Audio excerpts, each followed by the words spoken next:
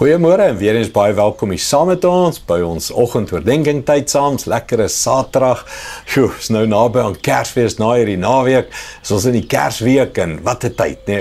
Wat 'n opgewonde tyd. So tussen hakies Kersfees en Paasfees is van die beste diensbywoning-tye in kerkgeskiedenis. Jaar na jaar is dit die hoogste bywoningssyfer. Dis die beste tyd vir iemand om ook tot bekering te kom. So kom ons bid dit, dat Jesus hierdie Kerstyd in mense se harte gebore sal word. En joune, myne, my kinders, my familie, my geliefdes, my vriende.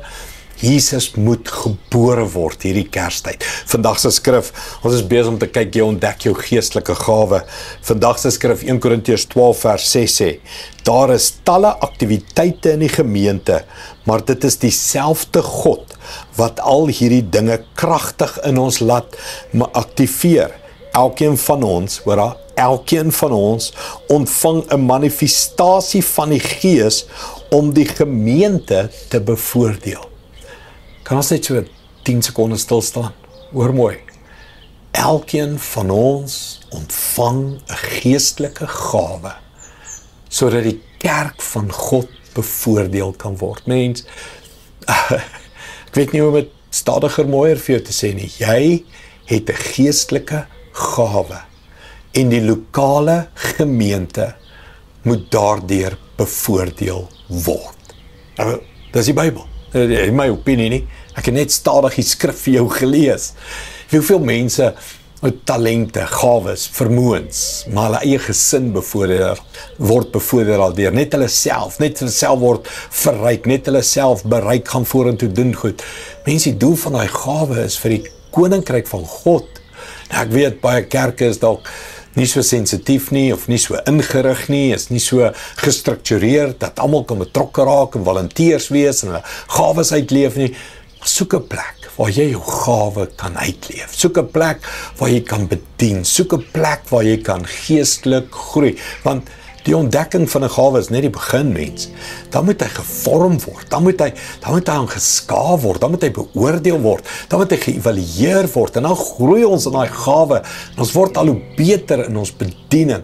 En die liggaam van Christus groei al hoe meer. Onthou die woorde. Elkeen het ontvang. Jy het ontvang. Ek het ontvang. Jy het meer as een ontvang. God is vrygewig. Hy gee nie net bikkies, klein, 'n gawetjies nie, hier en daar ietsiekie nie. Hy's vrygewig. Hy gee meer as wat ons gebruik. Hy gee oortollig in ons lewens. Mens, spandeer tyd, bid, soek, vra, sê Here, ek wil my geestelike gawe ontdek en uitleef tot bevoordeling van die liggaam. Kom ons bid dit saam. Hemelse Vader, dankie vir u vrygewigheid, u deel, u koninklikheid, u goddelikheid, u geestelikheid met ons. U plaas 'n stukkie van u self in ons. Elke geestelike gawe is goddelik, dis bonatuurlik, dis onverstaanbaar, Here. Dis hoe groot u is en u deel dit met ons. Here, mag ons dit ontdek, mag ons u ontdek.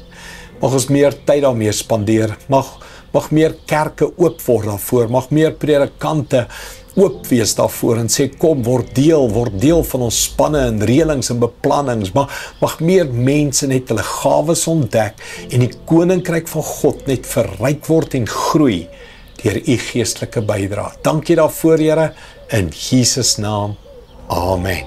Dankie liewe vriende, dankie vir jou weet. Sien jou môre by ons eredienste op selfde platforms. Groei saam met ons is amper by Kersfees. Sien jou weer. Trots geborg deur Evergreen Turf.